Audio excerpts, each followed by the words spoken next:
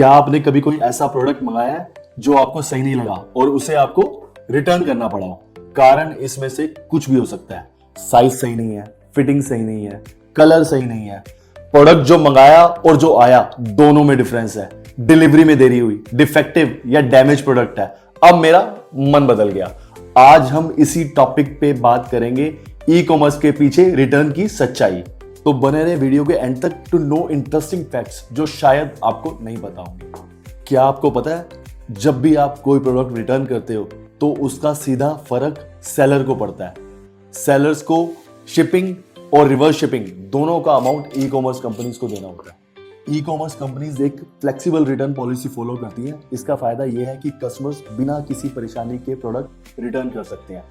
इसका नुकसान एक और भी है कि कई लोग इसका गलत उपयोग करते हैं। एग्जाम्पल, शादी पे पहनने के लिए कपड़े या जूते मंगा लिए, पहने और फिर उसको वापस कर दिया। रिटर्न किया गया प्रोडक्ट कई बार इतना डैमेज हो जाता है कि उसे दोबारा सेल कर पाना पॉसिबल ही नहीं होता। सबसे बड़ी बात, ई कॉमर्स कंपनीज को इससे कोई नुकसान नहीं होता। जितना ज्यादा रिटर्न होता है उतना ज्यादा अमाउंट सेलर का ही निकट होता है। वो रिटर्न पॉलिसी को इतना फ्लेक्सिबल रखते हैं ताकि सेल्स में कभी भी कोई भी गिरावट ना आए। हाँ, डैमेज प्रोडक्ट में नुकसान उनको भी होता है अगर सेलर्स उसका क्लेम करते हैं तो, लेकिन सभी सेलर्स को पता है पूरा अमाउंट कभी भी वापस नहीं आता। अब इस टॉपिक में 3 लोग आते हैं, कंज्यूमर्स, सेलर्स और ई कॉमर्स कंपनीज। हमें क्या करना चाहिए कि रिटर्न कम से कम हो जाए? हाँ, पूरा खत्म तो नहीं हो सकता, लेकिन क्या ऐसा करना चाहिए इन 3 लोगों को कि रिटर्न कम से कम हो जाए? सबसे पहले कंज्यूमर आ जाता है। कंज्यूमर्स के लिए यह है कि जब तक जरूरी ना हो तब तक प्रोडक्ट रिटर्न ना करें। इसमें ह्यूमैनिटी वाली बात आ जाती है। अगली बार जब भी आप प्रोडक्ट रिटर्न करें तो सबसे पहले ये सोचें कि एक छोटा व्यापारी बहुत मेहनत से काम कर रहा है और उसको इस चीज का डबल लॉस होता है। आने का और जाने का दोनों को पैसा देना होता है सेलर्स को। छोटे व्यापारी के लिए ये बहुत ही मुश्किल हो जाता है। देखो, we are not here to change the mindset of the people जिन्होंने गलत ही करना है, बट ये बात अगर कंज्यूमर को पता होगी कि सेलर्स को डबल लॉस हो रहा है तो वो उसकी हेल्प करेगा। वो प्रोडक्ट रिटर्न नहीं करेगा जिसे वो रख सकता है। अगला पॉइंट कंज्यूमर के लिए ये है कि साइज और डिस्क्रिप्शन पढ़कर ही ऑर्डर करें।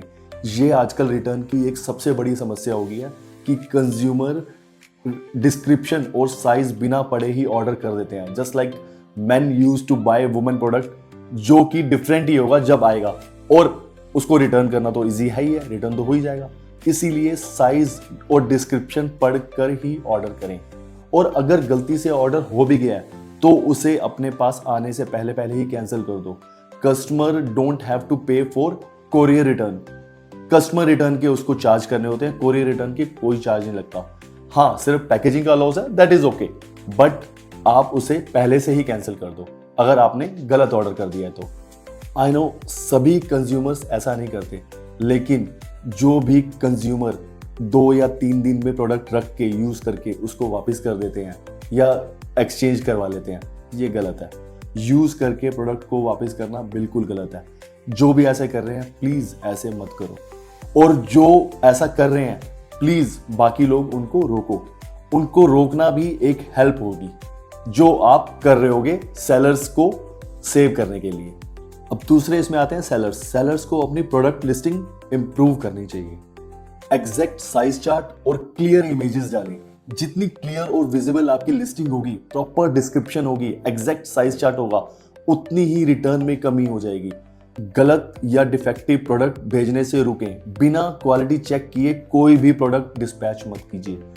अगर कोई भी प्रोडक्ट में गलत या डिफेक्टिव प्रोडक्ट जा रहा है तो ऑलरेडी वो क्वालिटी चेक में रुक जाएगा, वो कस्टमर के पास जाएगा ही नहीं। इससे रिटर्न परसेंटेज बहुत कम हो जाएगी।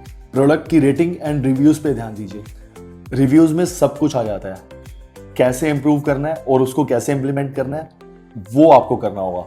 रिटर्न ऑटोमेटिकली कम हो जाएगी। सेलर्स आजकल रिटर्न की वजह से बहुत बड़ा लॉस कर रहे हैं। अगर आपकी कस्टमर रिटर्न 20% से ज्यादा है, 20% से ज्यादा कस्टमर रिटर्न है, तो you are somewhere in a loss. या आप प्रोडक्ट गलत भेज रहे हैं, या क्वालिटी चेक नहीं हो रही, या कुछ ना कुछ प्रोडक्ट में कमी है। तो आप आज ही चेक कीजिए। अगर आपका कस्टमर रिटर्न 20% से ज्यादा है तो वो नहीं होना चाहिए। मैं एक चार्ट भी दे रहा हूं जिसमें मैं क्लियरली आइडेंटिफाई कर रहा हूं कि कितना कस्टमर रिटर्न सही है और कितना गलत। According to me, customer return below 7% is excellent, 7 से लेके 10% इज वेरी गुड, 10 से लेके 15% गुड, 15 से 20% फेयर और you can't say it's good, but 20 से ज्यादा you are somewhere in a loss. आप गलत प्रोडक्ट भेज रहे हैं या कुछ ना कुछ क्वालिटी चेक में गलत आ रहा है या आपका प्रोडक्ट में कोई कमी है। अब तीसरे आ जाता है e commerce companies, return reason verification. आजकल सभी e commerce companies return reason verification कर रही हैं, बट अभी भी कई ई कॉमर्स कंपनीज हैं जो थर्ड पार्टी लॉजिस्टिक यूज करते हैं, उनके लिए ये बहुत डिफिकल्ट हो जाता है। रिटर्न करने का एक प्रॉपर रीजन पता करना चाहिए कस्टमर से, गलत या फेक रिटर्न रिजेक्ट कर देने चाहिए। सस्पिशियस कस्टमर जो बार बार प्रोडक्ट रिटर्न कर रहे हैं बिना किसी वैलिड रीजन के, उनको बैन कर देना चाहिए। रिटर्न करने के लिए वीडियो प्रूफ सबमिट करना मैंडेटरी कर देना चाहिए, जिससे सेलर्स को गलत रिटर्न से बचाया जा सकता है।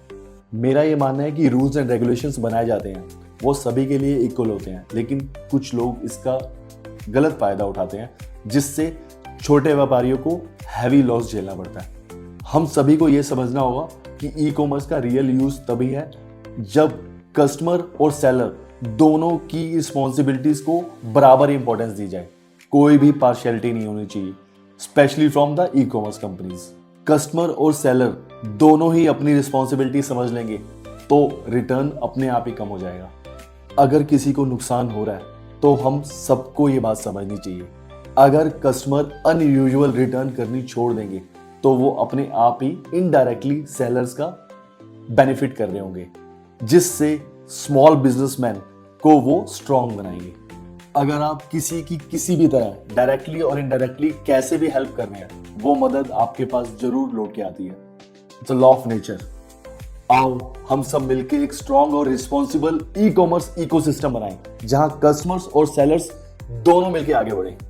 मजबूत होगा भारत तभी समृद्ध होगा Bharat. Strong India, prosperous India. आपका इस वीडियो को देखने के लिए दिल से धन्यवाद।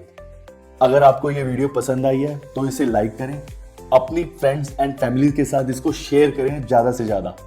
चैनल को सब्सक्राइब करें, बेल आइकन जरूर दबाएं ताकि हमारी सभी लेटेस्ट वीडियोस का अपडेट आप तक मिलता रहे। धन्यवाद।